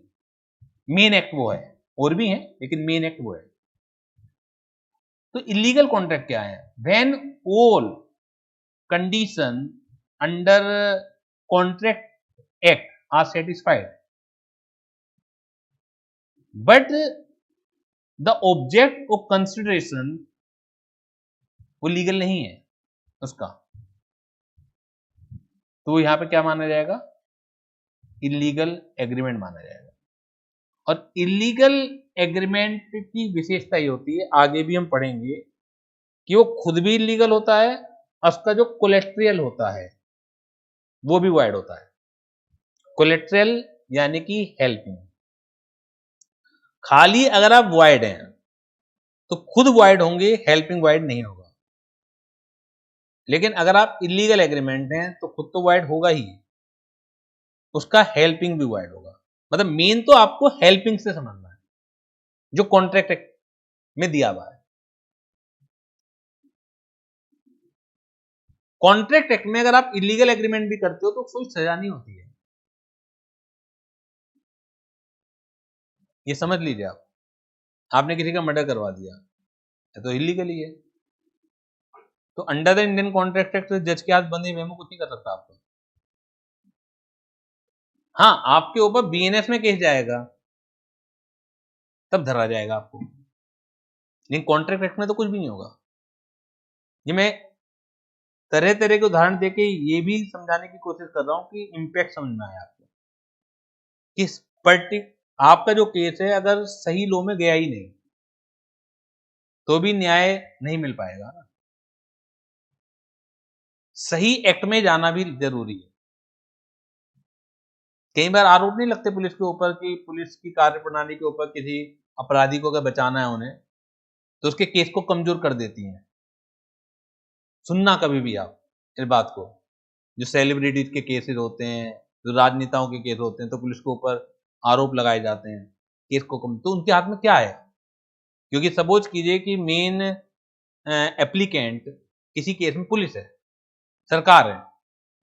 अभी बिहार में जो खान सर के ऊपर आरोप लगे तो मेन एप्लीकेंट उसमें बिहार की पुलिस को ही छानबीन करनी थी। अब वो गलत सेक्शंस में केस ले जाएं, गलत एक्ट में केस ले जाएं तो जज के तो हाथ बंधे में हैं। वो तो केवल उन पहलुओं को देख पाएगी ना। तो illegal agreement, an illegal agreement is one the object of which is unlawful. Such an agreement cannot be enforced. Thus, illegal agreement always void ab initio, void from the very beginning.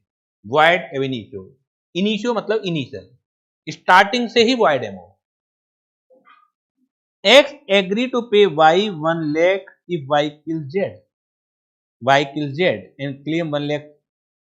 Y cannot recover from X because the agreement between X and Y is illegal as its object is unlawful.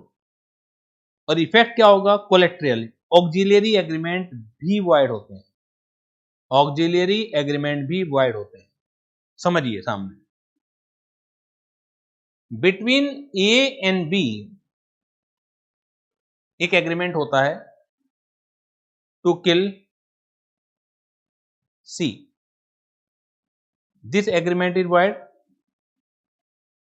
या illegal बोल सकते हैं, लेकिन अगर हम contract act की भाषा में बोलेंगे तो वो वॉइड एग्रीमेंट है। ठीक है, ए ने कुछ एडवांस दिया बी को फॉर दिस एक्ट।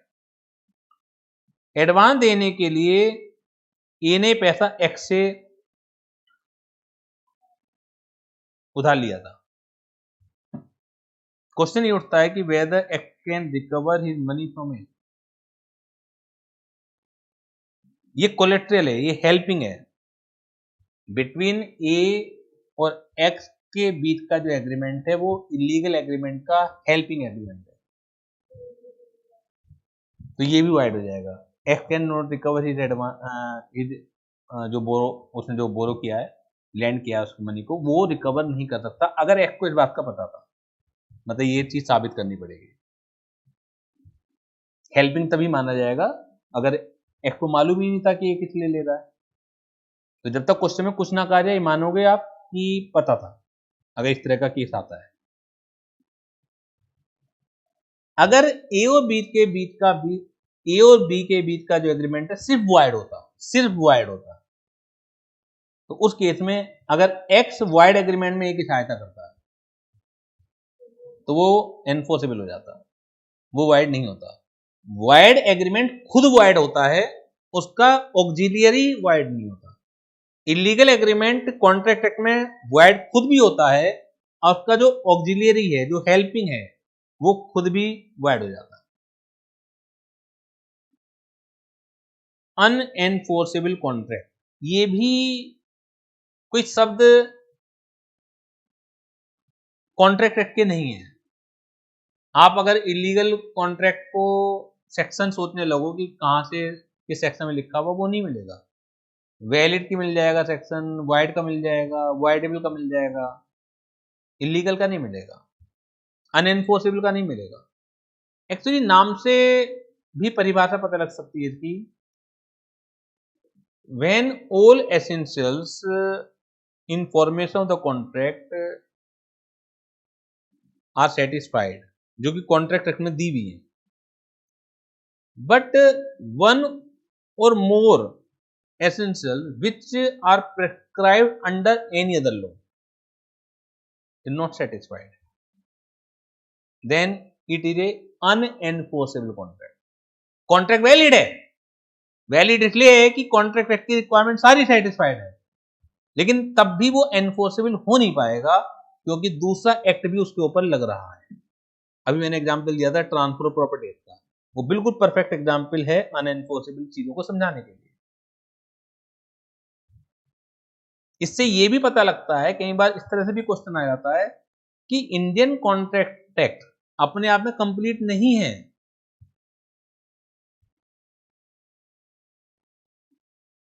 अपने आप में कंप्लीट एक्ट है ही नहीं, कोई भी एक्ट वैसे अपने आप में कंप्लीट नहीं होता। जब चीजें फंसती हैं तो दूसरे एक्ट भी यूज होते हैं।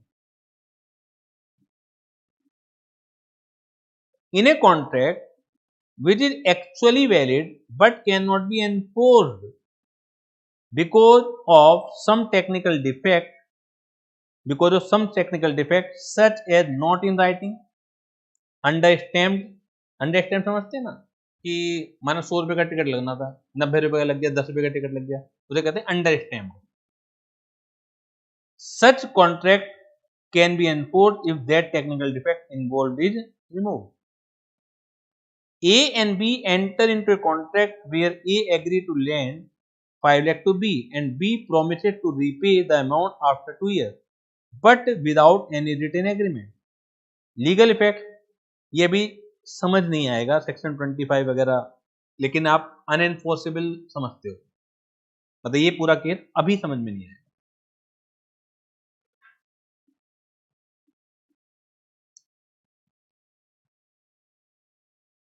समझ आ गई बात? ऑल्दो टाइप्स ऑफ कॉन्ट्रैक्ट में अभी कुछ और नाम भी हैं, ऐसा नहीं है कि ये कंप्लीट हो गए हैं। अगर हम चार्ट के पॉइंट ऑफ व्यू से बात करें तो क्वेसी कॉन्ट्रैक्ट है, ई कॉन्ट्रैक्ट है, जिन्हें हम बाद में डिस्कस करेंगे। लेकिन वैसे चीजें जो हैं फॉर्मेशन के हिसाब से एक्सप्रेस कॉन्ट्रैक्ट है, इम्प्लाइड है, परफॉर्मेंस के हिसाब से एग्जीक्यूटेड है, एग्जीक्यूटरी है, पार्टली एग्जीक्यूटेड, पार्टली एग्जीक्यूटरी है, और वैलिडिटी के आधार पर यानी कि एनफोर्सेबिलिटी के आधार पर वैलिड कॉन्ट्रैक्ट है, वाइड कॉन्ट्रैक्ट है, वाइड एग्रीमेंट है, वाइडेबल है जो भी हमने सीखा नहीं है, इलीगल है और अनएनफोर्सेबल है। क्लियर है? कोई भी डाउट हो? अभी सिर्फ फाउंडेशन मैंने बनाया है कॉन्ट्रैक्ट का।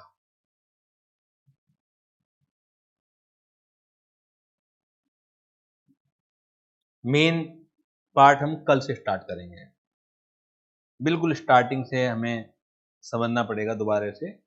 ये तो सिर्फ फाउंडेशन है। ये जो नेक्स्ट है difference between wide and voidable contract, ये बाद में पढ़ लीजिएगा जब वाइडेबल भी हमारा कंप्लीट हो जाए। और difference between wide and illegal agreement, तो ये भी टेबल बाद में हम देख लेंगे कि जब ढंग से हम कर लेंगे। कल से हम बात करेंगे ऑफर की, जहां से मेन कॉन्ट्रैक्ट स्टार्ट होगा। अभी हमने जो फ्लो चार्ट देखा उसमें भी ऑफर और एक्सेप्टेंस के बाद नीचे ब्रांचेज लेंगे, तो नीचे से स्टार्ट करेंगे। अभी हमने केवल शब्दों को सीखा है, शब्दों की डिटेल नहीं सीखी। अब कहने के लिए तो ऑफर बड़ा सिंपल सी बात है, मैं बात बता सकता हूँ। पूरा एक चैप्टर है इसके ऊपर, एसेंशियल्स के ऊपर पूरा चैप्टर है। यानी कि कोर्ट में तो ये भी देखना पड़ता है कि ऑफर वैलिड था भी या नहीं था, एक्सेप्टेंस वैलिड थी या नहीं थी। एक एक चीज चेक होती है लीगल दृष्टिकोण से। ठीक है, तो that's it for today. Thank you very much.